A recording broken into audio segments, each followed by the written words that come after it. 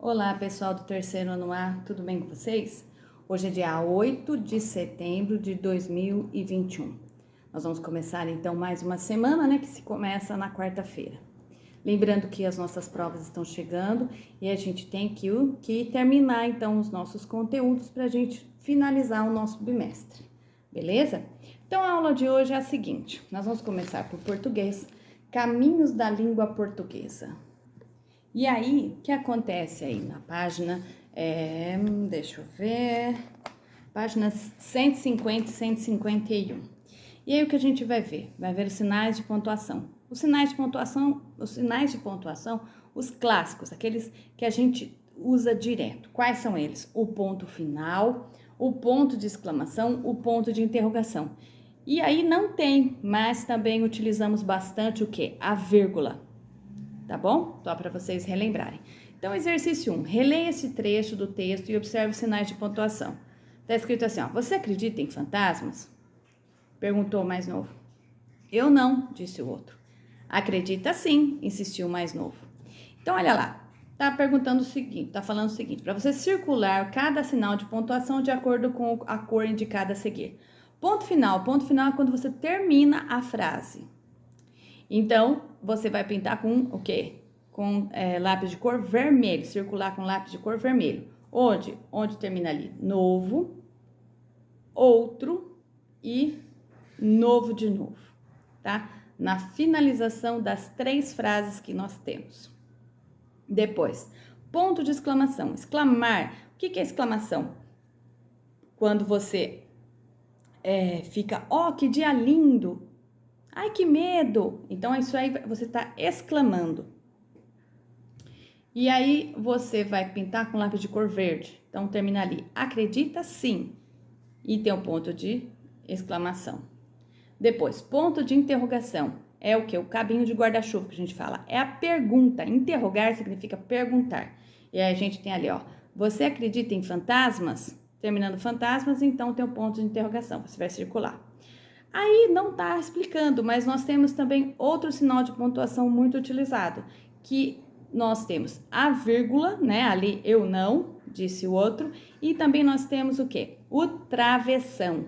O que é o travessão? O travessão nós colocamos travessão quando as personagens da própria história estão o quê?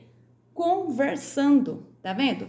As 3 frases começam com travessão, significando então que elas estão conversando. As personagens estão conversando dentro do próprio texto. 2. Releia a frase.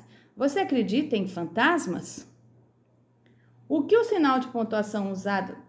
indica o sinal de pontuação usado nessa frase? Indica questionamento, pergunta, tá? Indagação, que a gente fala. B. Troca o sinal de pontuação da frase para indicar que a pessoa que fala está afirmando que a outra acredita em fantasmas. Então, a gente tira o ponto de interrogação e coloca o ponto final, finalizando então essa frase. Você acredita em fantasmas? Vejam que a entonação de voz mudou. Você acredita em fantasmas? Você acredita em fantasma. Então, está afirmando, é uma afirmativa. C. Agora troque o sinal de pontuação para indicar que que a pessoa que fala está surpresa ao saber que a outra acredita em fantasma. Você acredita em fantasma? Então, esse é o C. Você acredita em fantasma? Olha a diferença. Letra A. O primeiro, você acredita em fantasma? Então, pergunta. A outra, você acredita em fantasma? Afirmando, tá? C. Você acredita em fantasma? Quer dizer, o quê? Você está exclamando, tá? D. Pronuncie as 3 frases em voz alta, depois converse com os colegas e o professor. Existe diferença de entonação nessas frases? Claro que existe. Então, está escrito assim, espera-se que os alunos percebam que sim, sim. Então, quando a gente fala oralmente, quando a gente lê um texto, a entonação de voz, dependendo do sinal de pontuação, muda. O sinal de pontuação, ele serve o quê? Para dar vida no texto. Se você não tiver sinal de pontuação, você perde, então, essas minúcias de entonação de voz, certo? As paradas que são escritas pela vírgula, o ponto final, para você respirar mais, para poder começar uma outra frase. Então, olha lá, aí tem uma explicaçãozinha. O ponto final é o sinal gráfico usado para pôr fim ao que se diz. Então, é o final da frase. Eu acredito em fantasmas. Ponto final. Geralmente as pessoas não têm colocado ponto final, finalizando então aquela frase. Mas nós temos que colocar ponto final nas frases, tá? Ponto de exclamação. Eu acredito que por conta também da internet e da conversa rápida que nós temos, infelizmente nós estamos esquecendo de alguns sinais de pontuação, tá? E mudando também até o jeito que nós escrevemos algumas palavras, tá? Na linguagem culta, correta. Ponto de exclamação é o sinal gráfico usado para dar ênfase. Ele pode ser usado nas frases para expressar admiração, surpresa, espanto, nojo, assombro, dor e indicar um conselho, um chamado, entre outros. Então, que medo! Ai, que alegria! Nossa, como você está linda! Olha lá, tá vendo? Então, é o exclamando, tá? Você fala de uma maneira diferente do que estivesse falando com o ponto final. Ponto de interrogação, pergunta, serve para indicar em uma frase, né, uma pergunta direta. Quem está aí? Qual é o seu nome? Como o dia, será que hoje vai chover? Por que será que está tão quente, né?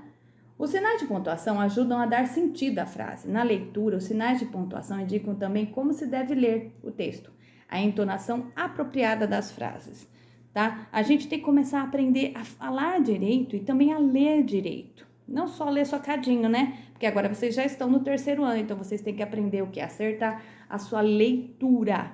Leitura em voz alta. Pense nisso. 3. Leia esta tira. Homem-Aranha. Olha lá. Ela atacou de novo? Ela quem? A bagunça do seu quarto.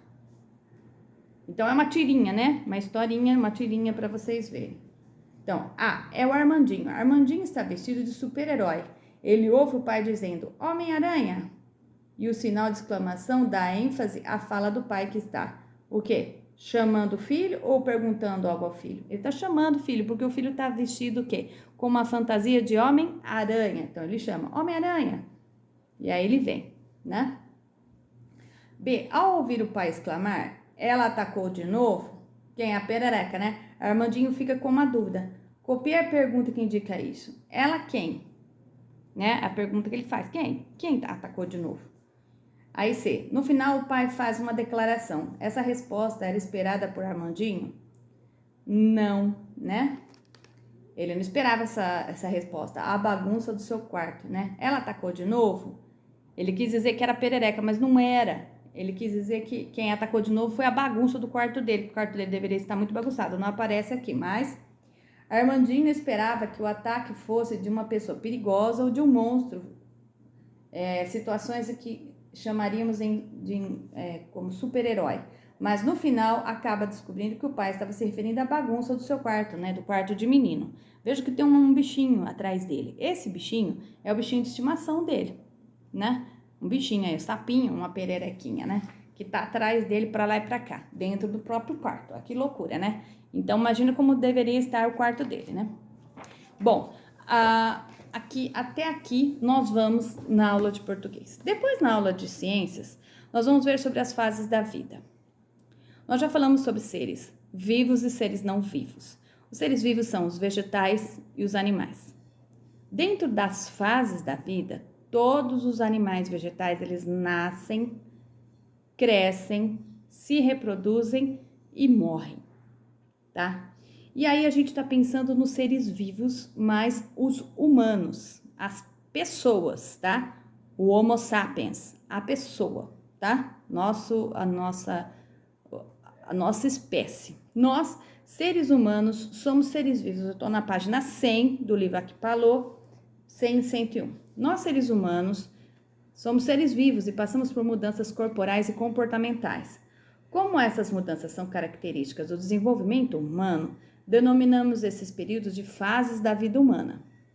Como eu falei, nasce, cresce, se reproduz e morre. Mas não é assim também, né? Nesse sentido, passa-se tempos e tempos. Então, vocês vão perceber aqui que nós temos 4 fases, tá? A vida de um ser humano é dividida em 4 fases. Quais são elas? Primeiro, a infância. A infância, ela é o começo, quando o bebezinho nasce, né? O bebê, ele, então, quando ele nasce, ele depende do cuidado de todo mundo, do papai, da mamãe, né? Ele aprende a falar, a ficar em pé, ele cresce, ele aprende a andar, segurar objetos, a entender o mundo, né? A utilizar cada momento, expressar seus sentimentos, se comportar dentro da sociedade. Essa fase, então, vai do zero, né? Do nascimento, quando ele nasce como bebezinho, até os 12 anos de idade, aproximadamente. E aí, então, a gente chama de infância. Depois, adolescência. Nessa parte de adolescência, ocorrem mudanças no corpo. Então, a pessoa se transforma. Então, ela sai da fase da criança para o quê?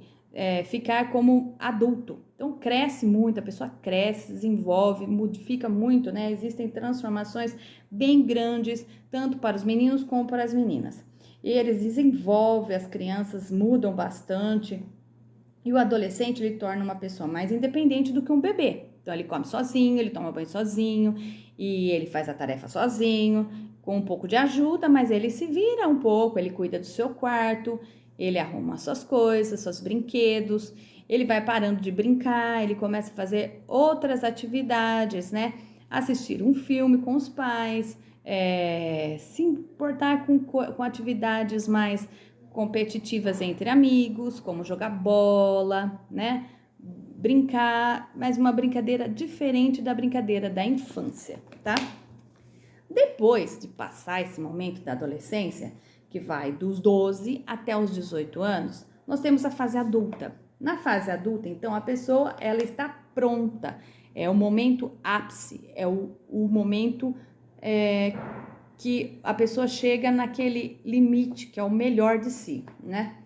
Pensando que a pessoa fica mais ou menos com 30 anos de idade, que chega naquele momento supremo, né? O adulto, aquele que é adulto, que está pronto, preparado para viver. Então, a fase adulta, né? Está completa. O corpo para de crescer, né? E está pronto para fazer o quê? Outros. Então, a fase adulta. A fase adulta, ela se estende do final da adolescência até o início da velhice, tá bom? E depois a velhice, quando o corpo começa a passar por mudanças, o quê? Mudanças para a fase que está lentamente perdendo, então, essas características da juventude, suas forças, né? O idoso, ele pode transmitir aos mais jovens sua experiência, e com o avançar do tempo, pessoas idosas necessitam cada vez mais de cuidados como um bebê, tá? O amparo para minimizar as limitações da idade, né? E o quê? E ter uma vida tranquila, tá bom? Diminuindo a capacidade dele, então ele vai diminuir o quê? A quantidade de atividades que ele faz ao longo do dia. Pensando que o idoso, aqui no Brasil, são pessoas com mais de 60 anos, tá bom? O que vocês vão fazer? Vocês vão folhear até a página 143, olha lá o encarte da página 143, e vocês vão recortar e colar nesses quadrinhos que tem aí na frente das fases: infância, adolescência, fase adulta e velhice, né? Pensando, que fase você está? Você está na fase da infância, né? E se você quiser acrescentar algumas características, mas são características de criança, pensando que você é uma criança. Bom, matemática, aula 3, página 85 do livro azul Aprender Sempre. Nós vamos utilizar alguns conhecimentos para fazer algumas operações de adição e subtração. O exercício é o seguinte: Mateus e Tiago estão fazendo algumas operações de adição e subtração. Começaram com algumas operações que já conhecem de memória. Então, olha lá, 5 mais 1, 6. 7 mais 1, 8. 7 menos 1, 6. 9 menos 1, 8. Você pode usar até o dedo para fazer essa conta, né? Essa é mais fácil. Fazendo a conta, né, de 1 a 10. Depois, 15 mais 3. Então, 15. 16, 17, 18. 17 mais 12. Né? Você pode contar nos dedos ou fazer a continha mesmo, tá? 17 mais 12, 29. 23 menos 3, 20. 38 menos 8, 30. 145 mais 5, 145, 146, 147, 148, 149, 150. 333 mais 30, então 30 mais 30, 60, então 63. 455 menos 50 dá 405, então perdeu a dezena. Vejam só, né? E aí depois, um exercício da página 86. Tiago sabe resolver operações com cálculo escrito. Olha lá.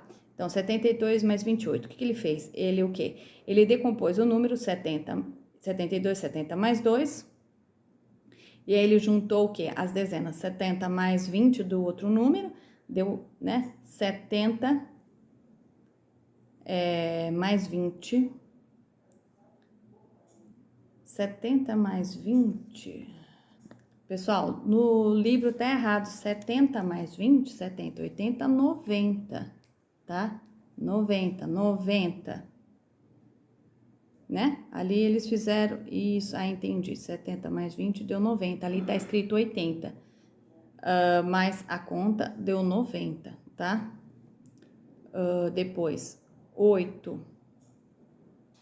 mais 2, 8, 9, 10. A conta aí do exercício, no livro, ela tá errada, tá bom? Então, olha ali, 70 mais 20 dá 90, tá? E aí, 90 mais 10 dá 100, certo? Então, o exercício tá escrito errado no exercício, primeiro exercício. Então, 70 mais 20 dá 90. 8 mais 2, 10. Então, dá 100, número 100, tá bom? Só para vocês saberem. Resolva por cálculo escrito. Então, 63, letra A, 63 mais 30. Então, você pode fazer assim, você pode dividir 30 mais 30 mais 6. E 33, 30 mais 30. Aí, depois você soma 30, 60, 90, tá? Deu 90, mais 6 mais 3, 9, que dá o quê? 90 mais 9, 99. Ali eu dividi em 20, tá? 20. Então, olha lá, 54. Então, 54 eu vou decompor 20 mais 10 mais 4. E o 46, 20 mais 20 mais 6. E aí eu contei somente o quê? Os números, o número 20. Nós temos aqui 20 mais 20 mais 20 mais 20. Então, 20 mais 20, 40, mais 20, 60, mais 20, 80. 80. Depois, mais 10, ali do 54, deu 90. E 4 mais 6, 100. Então, deu o número 100, somando tudo, 100. Certo? E aí, você poderia fazer o cálculo mental do jeito que você achar o quê? Melhor, tá bom? E hoje, a aula de hoje é essa, tá? Já vai se preparando, porque no final do mês nós vamos ter, então, as nossas provas, beleza? Um ótimo dia para vocês. Tchau, tchau.